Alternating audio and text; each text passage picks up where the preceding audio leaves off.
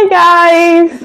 So, we've talked about family planning, and now you've understood at least what family planning is all about. And you and your partner, or your husband, or your wife have sat together, you have talked about how you plan your family, and you've decided no, we don't want kids, or we don't want kids now, or we want kids in the next 3 years, or 2 years, or 5 years. Now, how do you achieve your decision? That's what brings us to the various types of family planning.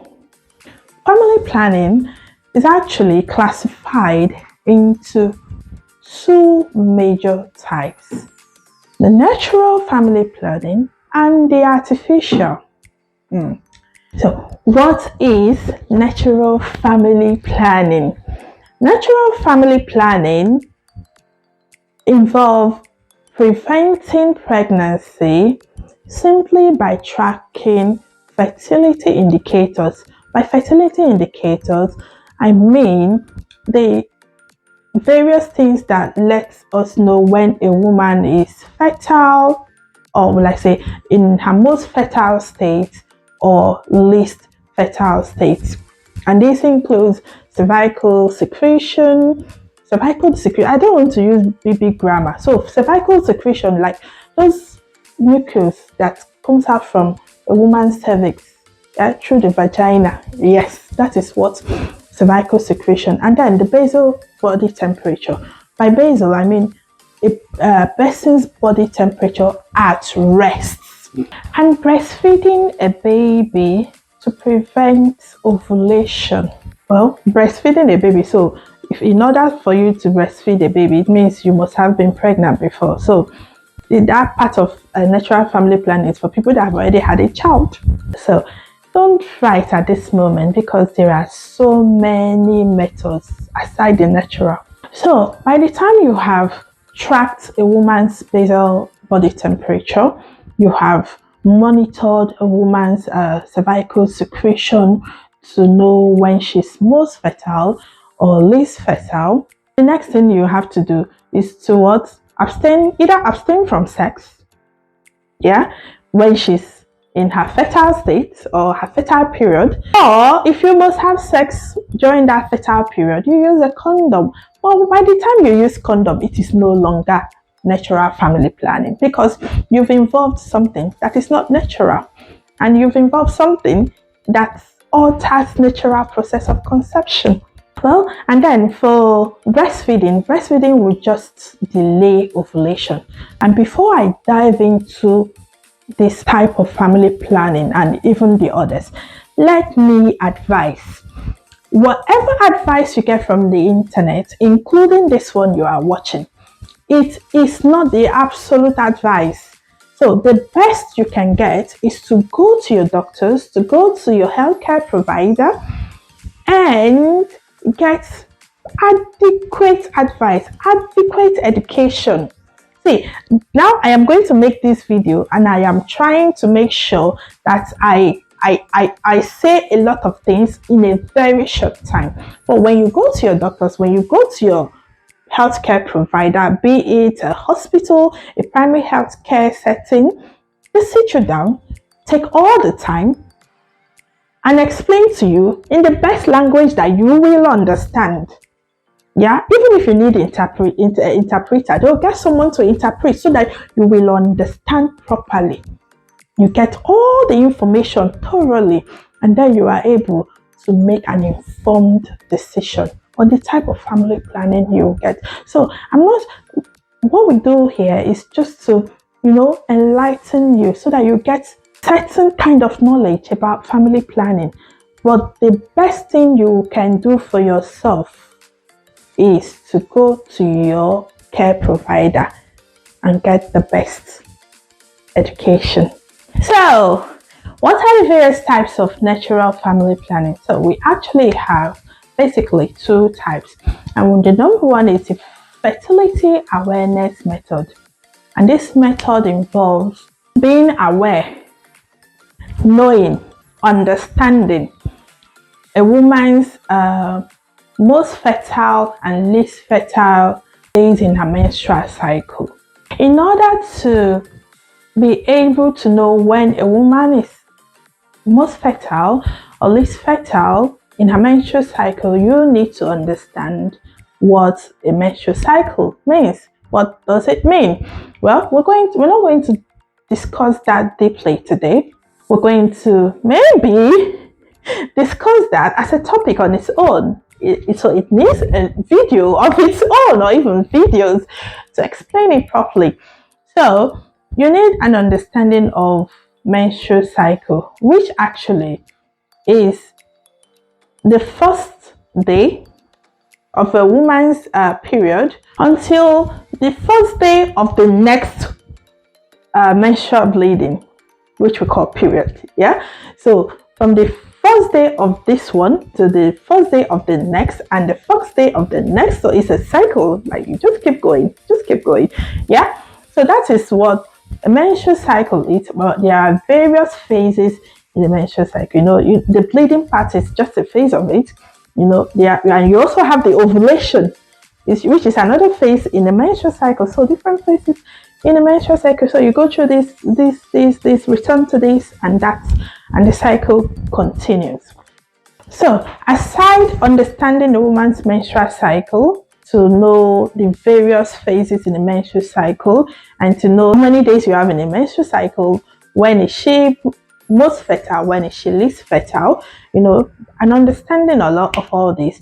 And also monitoring a woman's cervical secretion in order to understand what the various textures and amounts in secretion means.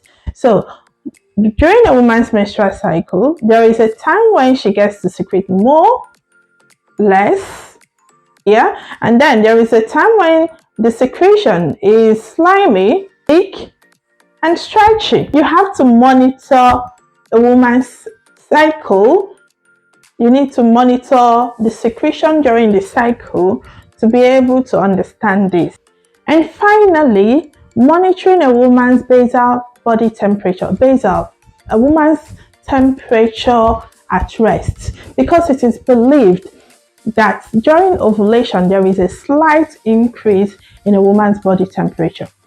So what it means is that every day you have to in a woman's menstrual cycle, you need to monitor temperature every day. That way you'll be able to know when there is a slight difference, increase in the body temperature. So when you understand all of this, so you're now aware of a woman's fertility, then you'll be able to decide if you're going to abstain from sex when she is most fertile, or if you still want to do the do. If you still want to engage in sexual intercourse, then you have to consider another method, another family planning method, another contraceptive method, if you do not want to make a baby. Now, the second type of natural family planning is called lactational amenorrhea. So in a normal word, let me just, in a layman's language, preventing pregnancy by frequently breastfeeding a baby. So for you to be able to use this method, you need to have a baby, you need to be breastfeeding.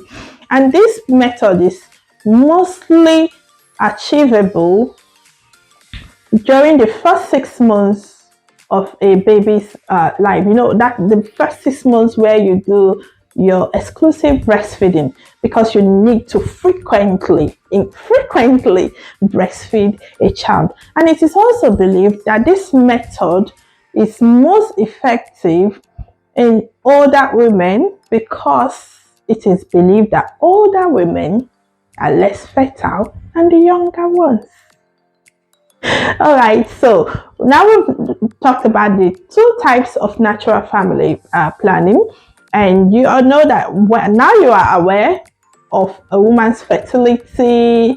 Yeah, and then you decide, oh, okay, we don't want to have a baby, we will abstain from sex, or we cannot abstain. Now, okay, what do we do? Do we use a condom, which you're no longer doing natural family planning, or then you may consider other methods.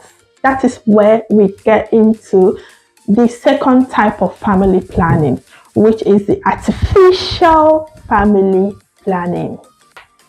Before we dive into the artificial family planning methods, I want to again and again advise. See, the best place you can get advice, you can get proper education about what family planning is best for you, is your healthcare provider, the hospital, your GP practice, primary healthcare center, whichever you make use of, you attend. Please walk in there and you will get the best advice. You will get loads of information, because in this video and every other video, you'll see I'm trying to give out a lot of information within a very short period of time. But when you go to your doctors, when you go to the hospital, when you go to your prime healthcare center, when you go to your healthcare provider, they will be able to give you adequate education, proper information in the language you best understand. Now I'm speaking English. Maybe what the English I'm even speaking is too much for you to understand. Or maybe it is too late for you to understand, like you need a big jargon, So they will talk to you the best way you will understand. Even if you need an interpreter, they will get someone to interpret for you. And that is when you can now make an informed decision. They'll give you the best advice. The internet will enlighten you. I mean, it is best you go to your care provider and say, oh, I've just got some information on family planning on Oma's Kitchen and Living, but now I've decided to come and also seek more knowledge, more information, more education on this, so I'll be able to decide which is best for me, or which is best for I and my wife, I and my husband. Okay, until then, bye.